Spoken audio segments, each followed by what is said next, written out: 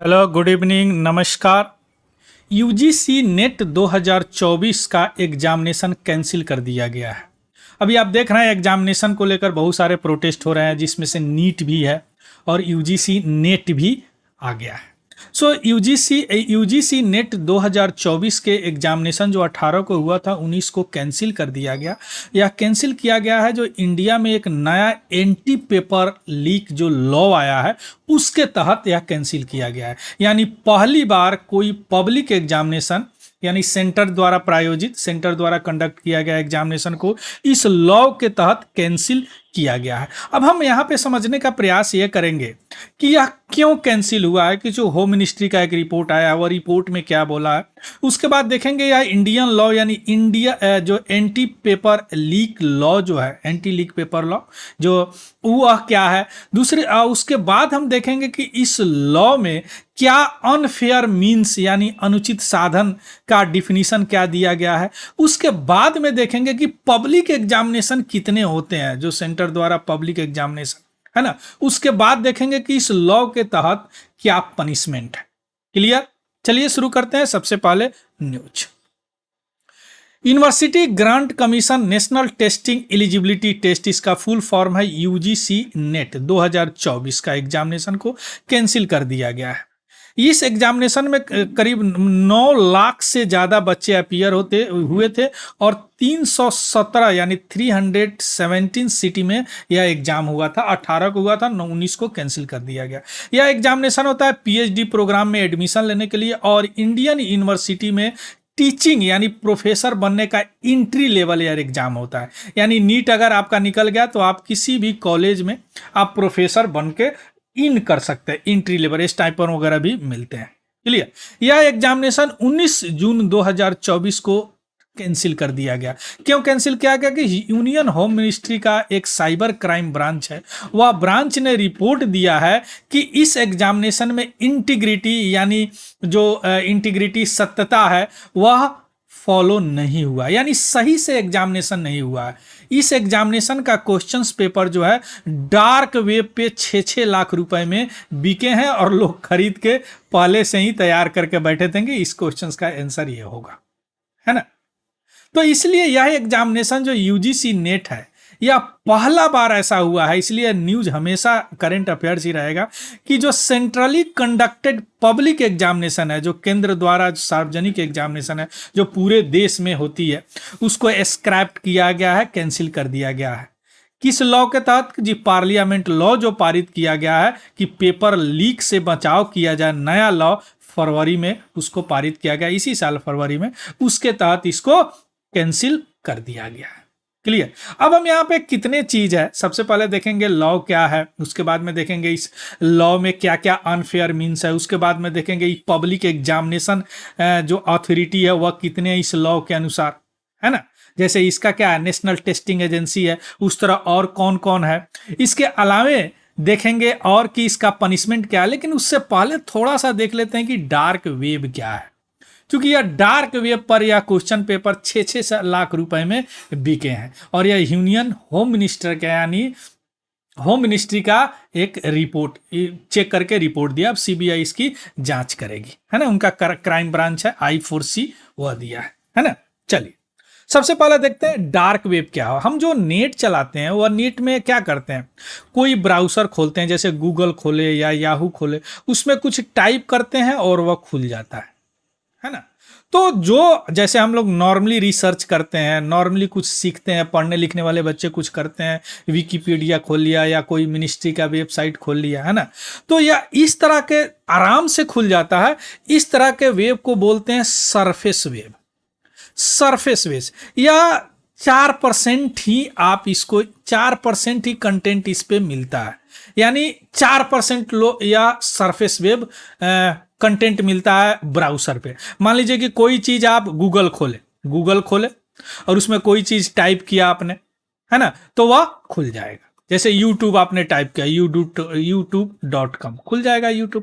उसके बाद मेरा चैनल तिवारी जनरल स्टडी, उसमें टाइप करेंगे वह खुल जाएगा, है ना। इसी तरह विंग है माइक्रोसॉफ्ट का, इसी तरह विकीपीडिया है, जो नॉर्मली एक्सेस सब लोग कर सकते हैं उसको, इसको सरफेस वेब बोलते हैं।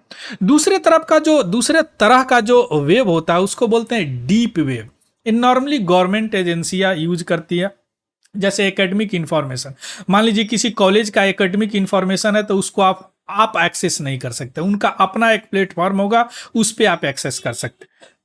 जैसे मेडिकल रिकॉर्ड हो गया, लीगल डॉक्यूमेंट हो गया, कोई साइंटिफिक रिपोर्ट हो गया, कोई सब्सक्रिप्शन इंफॉर्मेशन हो गया, कंपिटिटर वेबसाइट हो गया, गवर्नमेंट रिसोर्स हो गया, फाइनेंशियल रिकॉर्ड हो गया, मल्टीलिंगुअल डाटाबेस हो गया, ऑर्गेनाइजेशनल स्पेसिफिक रिपोजिटरीज हो गया। ये सारे चीज जो है ना, आप नॉर्मली जनरली यूज नहीं कर सकते। इसका स्पेशल वेब होता है, स्पेशल ब्राउजर होगा, स्पेशल प्रोग्राम होगा, वहां से आप इसको देख सकते हैं और अथॉरिटी से आपको परमिशन लेनी पड़ेगी। यह 90% है। क्लियर। इसके बाद में आता है डार्क वेब। डार्क वेब में ही डार्क नेट आता है, इसी का एक पार्ट है डार्क, इसी के अंतर्गत डार्क नेट आता है। यह जो एसेसेबल होता है एक यूनिक टाइप के ब्राउजर से, जो ब्राउजर जो यूनिक टाइप है जिसको TOR बोलते हैं, है ना। जैसे ड्रग ट्रैफिकिंग में इसका यूज होता है, प्राइवेट कम्युनिकेशन में यूज होता है, पॉलिटिकल प्रोटेस्ट में यूज होता है, इलीगल इंफॉर्मेशन में यूज होता है, या TOR इनक्रिप्टेड साइट होता है। ये ब्राउजर का नाम है TOR। इसी पर या नीट का जो पेपर या 6% यूज करते हैं लोग, इसी पर नीट का पेपर जो है लीक हुआ है। UGC नेट 2024 का 6-6 लाख रुपए में बिके, यानी 6 लाख रुपया दीजिए, आपको इनक्रिप्ट डिक्रिप्ट करके मिल जाएगा, कोई पासवर्ड मिल जाएगा, उसको डाउनलोड कर लीजिए, यानी नॉर्मली कोई एक्सेस नहीं कर सकता इसको। क्लियर। चलिए अब हम आते हैं इस लॉ के बारे में, देखते हैं। जो लॉ है, इंडियन लॉ है, जो यूज होता है unfair means in public examination, यानी सार्वजनिक एग्जामिनेशन, जो से नेट 2024 हो गया। UGC नेट की बात हम कर रहे हैं, यही कैंसिल हुआ है। अभी जो नीट है वो कैंसिल नहीं हुआ, वो नीट डॉक्टर बनने के लिए दिए जाते हैं, वो भी नेशनल टेस्टिंग एजेंसी ही कराती है, अभी देखेंगे। इसका एक्ट का पूरा नाम है public examination prevention of unfair means bill 2024। या 17वीं लोकसभा, जो लोकसभा पिछले वाला लोकसभा था, 5 फरवरी को इंट्रोड्यूस हुआ, अगले दिन 6 फरवरी को लोकसभा पारित कर दिया और 9 फरवरी को राज्यसभा पारित कर दिया और प्रेसिडेंट साहिबा साइन की और यह एक्ट बन गया। यह बिल जो क्या करता है, हमको बचाता है अनफेयर मींस यानी अनुचित साधन उपयोग करके पेपर जो लीक करते हैं उससे, और इससे क्या होगा, ट्रांसपेरेंसी, फेयरनेस और क्रेडिबिलिटी जो है पब्लिक एग्जामिनेशन सिस्टम का बनी रहे, इसके लिए यह एक्ट पारित किया गया।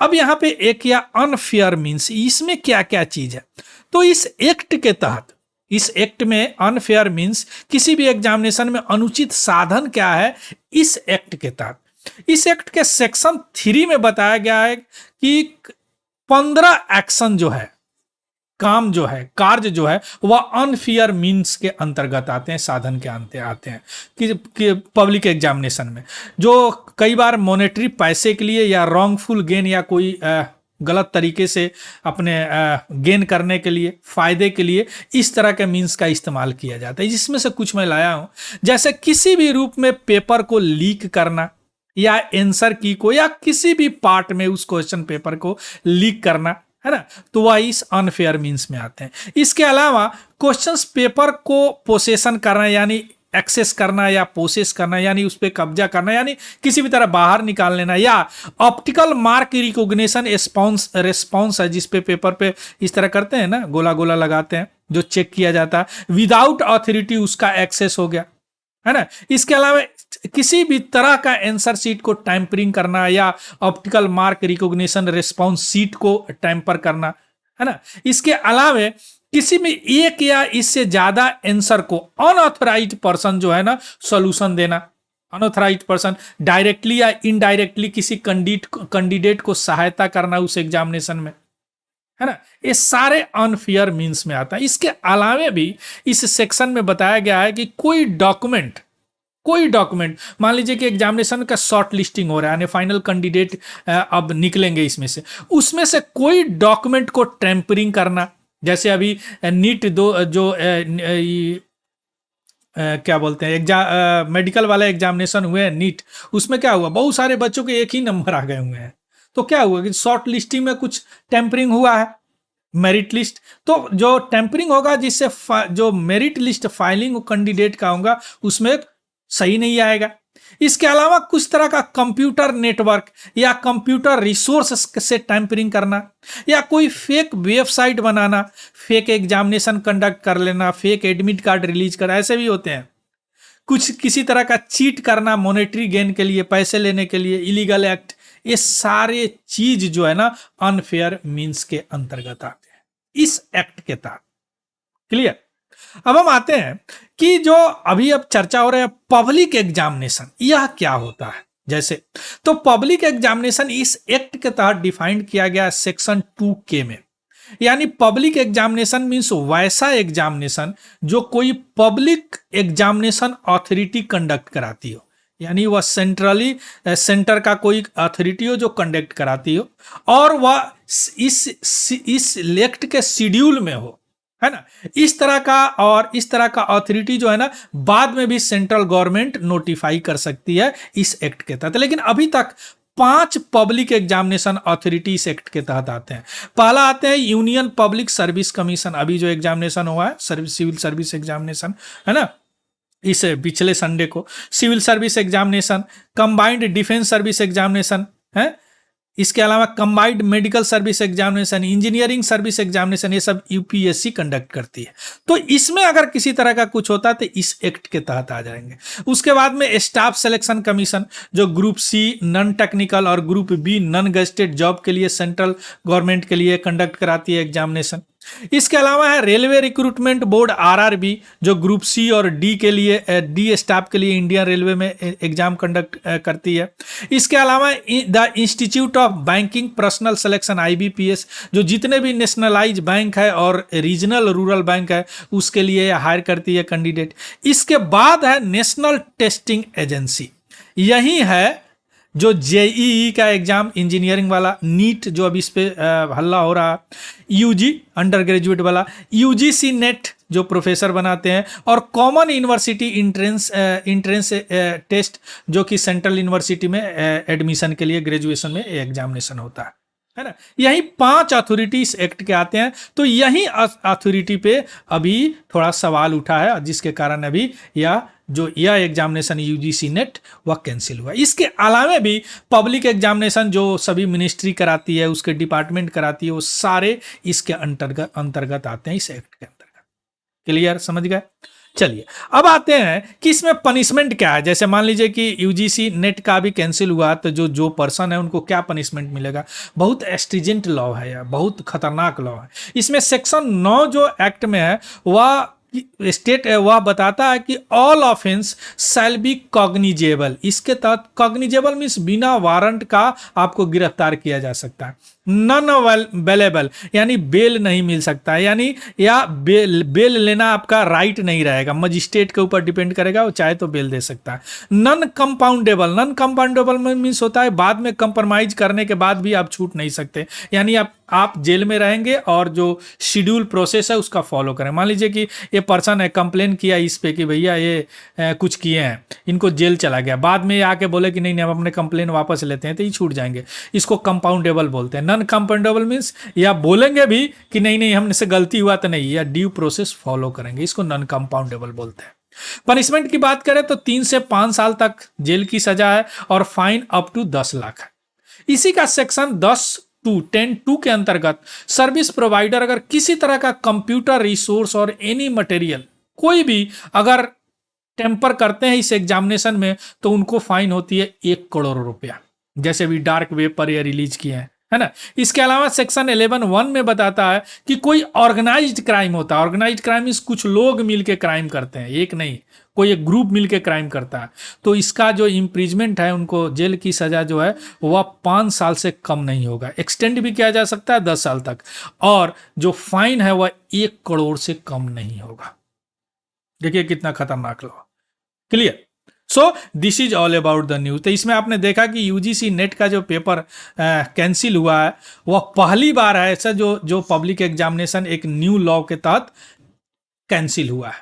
तो आपने देख लिया ये लॉ क्या है, लॉ में जो अनफेयर मींस क्या है, पब्लिक एग्जामिनेशन क्या होता है, उसका अथॉरिटी क्या क्या है, जैसे इसका नेशनल टेस्टिंग एजेंसी है उस तरह का। इसके अलावा पनिशमेंट आपने देख लिया। So this is all about the news. इसका पीडीएफ हमारे टेलीग्राम चैनल है तिवारी जनरल स्टडी, वहाँ से आप देख सकते हैं और उसको भी ज्वाइन कर लीजिएगा। अगर इन्फॉर्मेटिव लगा हो तो प्लीज़ लाइक शेयर सब्सक्राइब और कमेंट जरूर कीजिएगा। So thank you, have a good day and happy learning. Thank you very much.